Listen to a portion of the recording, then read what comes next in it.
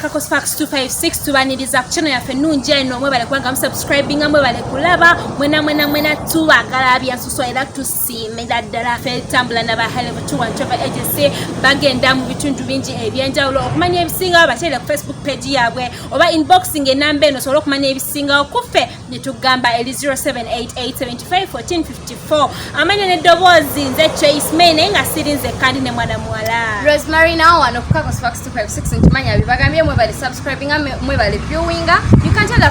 friend mujje bane mubere nga mufuna ki information ey'enjawulo ye mwana muwala atwambaza Jokes Collection nga bulijjo Jokes Collection ayina obugoye bonna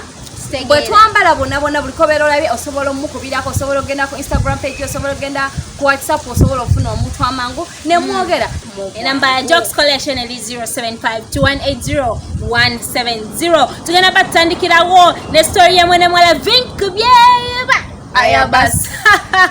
boss manja aliko lubutawo natukubako surprise yokuchala anti bamuyita Queen of Secrets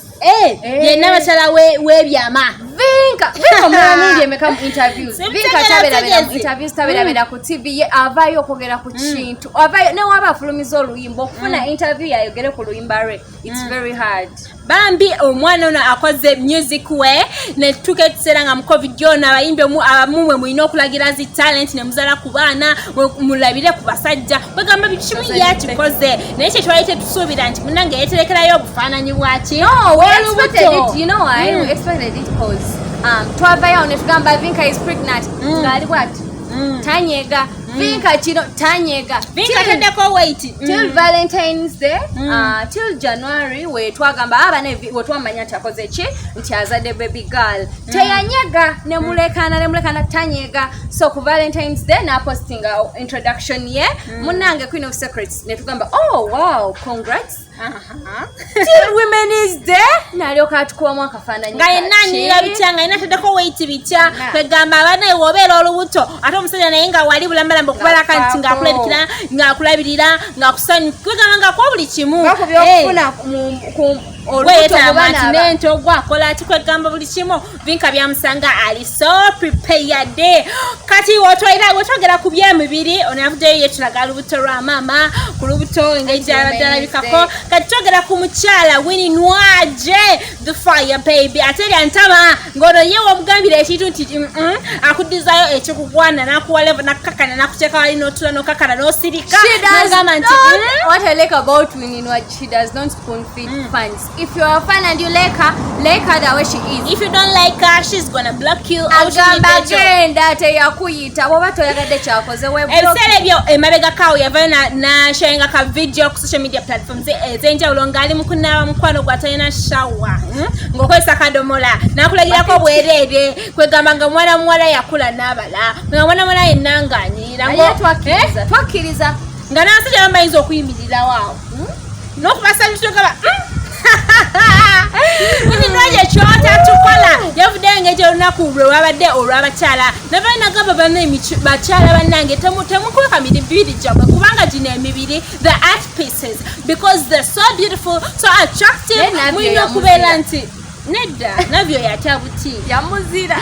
buti bintu byamusukkako nagamba muveyo mulage emibiri gyammwe temugikweka because when people say that you have a student where will I put it kitekewa onaga nti nze nekituli munango nakikola sajjale oba nakiteeka surprisingly abavuma Winnie Nwaje obba ne hall on tubira baby tumutaja wali wa bayi toka tuengea ni story y'omwana mwala Sheba Karungi Rashida Karungi na Sheba Karungi kwegamba ensonga zino zo eza Sheba zeetaaga zo ne tuzitwasa mpola etulumbako ku badirector b'amasomero kubanga kunaku lw'abakyala yasazeewo nti engeri gyeyagulawo kampuni ya pads asazeewo genda gyasomera Kawempe Muslim asobole okubaddiza kubanga abaana mu P5 P6 P7 ensonga zino babeera bazituuseemu nga bazitegeera bulungi nnyo so nga beetaaga ebintu ebyokukozesa nga pads kati mwana mwala Sheba Karungi Oh, why? This is not taking away. Nashiba Karungi, CEO of Holy Bites, CEO of yavuddeyo n'addiza ku baana bane eno n'agamba nze myaka gyange emitono nnyo gye mmanyi gyenalinyako mu ssomero nze mmanyi Kawempe Muslim secondary yo sijja gigenda wala mmanyi sinyawanseetu naye gino emyaka gyo egy'okutegeera mmanyi wano kanzireyo mukwano mbawe ku bintu bino eno naye bannange amanya gatabukidde abantu abo bali ku social media okwo bagamba Shiba bannange Shiba gwani tukumanyi nga Shiba Kalungi ate kati wavayo netugamba ate gwe wama omuntu bagamba ye gundi tononooza ebyo wininwaji byabagamba oba omwagala nekituli ku bina mwagale waba ye Shiba waba Rashida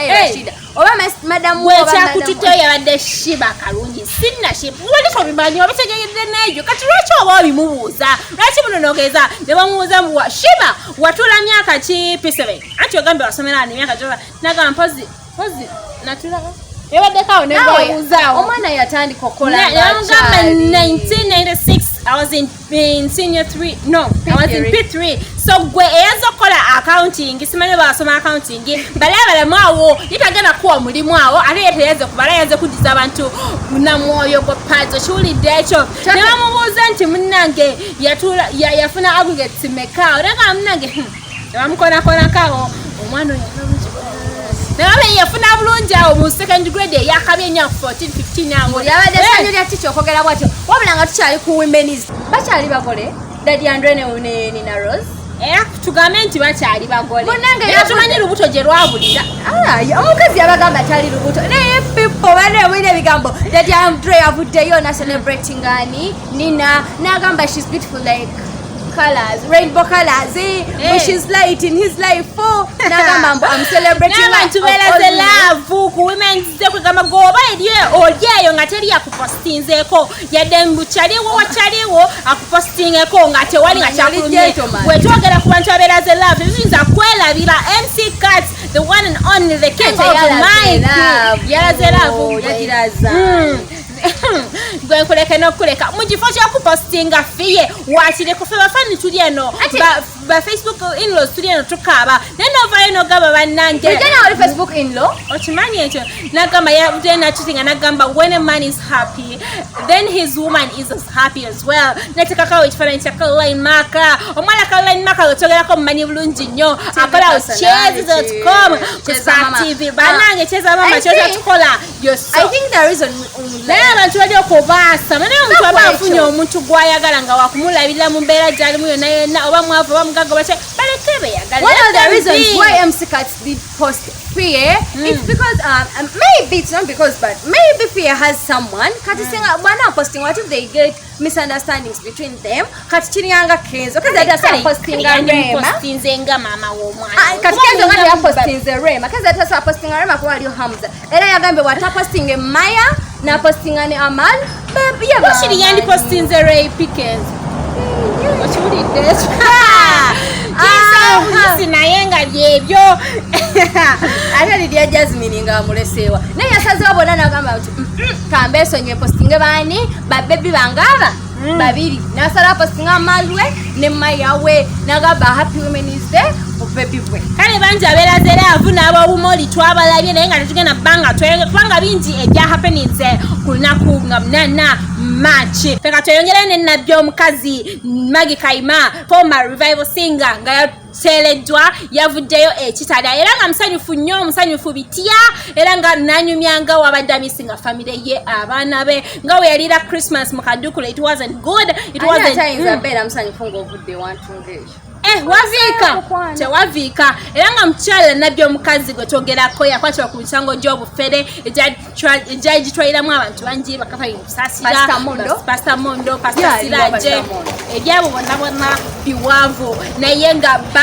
yali ali ku remand ne bamusindikiranga ennaku z'omwezi zali 11 December omwaka guli oguwedde namusindika ku remand kati omukyala Majesty Dorothy Bajenyi namuwa remand kati yamusalidde namaana namugamba nti mukwano toyina musango you can go back home and enjoy your life and be with your family be kulike ebikuna by'omukazi atubire togenda kudde banja kasente ko ku ABS ati yali abanja kasente keddobozi lye oli kulaba ABS TV tusubire togenda kuddayo kabanja abambi kulika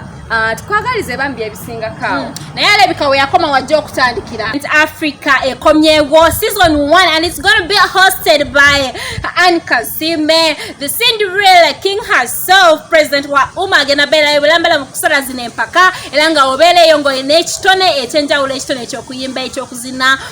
ekya magic, ekyobufuusa, ekya comedian, nga kwegamba you're talented in one way or the other. Oba oyitiddwa era nga mugenda tandika okutandika okusindika zirukwesi zammwe muyingire mu mpaka zino era okyogera ku zino Talent Africa tujjukira kubawangula not last year because emikolo gyonna gino egya Talent Africa they were not there last year because of COVID. Naye wetwogera of 2019 right mwalimu Ezekiel and Esther Ezekiel be bawangula era nga bayimba bulungi nnyo nyini ddala era nga tuzisubira mwalimu ne ba acapella boys yadde bo tebayitamu naye kale mwalimu abantu bangi tebayitamu katubire bagenda kudda. Yeah, kubanga when you lose togwamu maanyi, you keep trying mpaka mukama wakujjira nakujja paka wo competition you're losing and winning, so I think they expected it. Yeah. Because abana balina talent olabira waneno ngeno genda kwega nayimbye wane ebizindawo tebisigala tontumira bwotyoge mazima nenga tugenda about naye malala watwengereyo Tatrina. Kale abahalle batuwa and travel agency bakujjukiza nti tambula nawe amanye endoboozi mbadde Trace Mayo okutuusaako byonna byonna bibadde mu entertainment segment naye nga mbadde sirinze ekkambadde munange Rosemary na Campus Fox 256.